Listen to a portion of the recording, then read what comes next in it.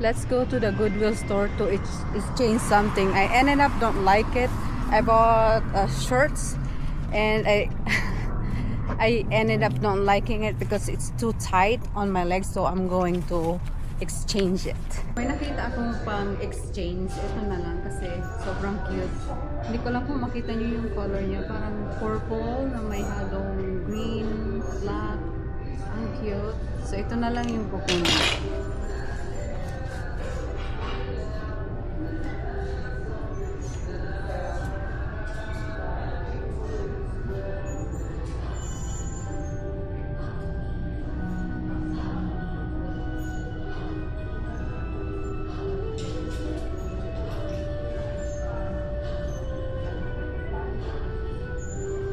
Ayan, naka-exchange na ako. Pabalik na ako sa work.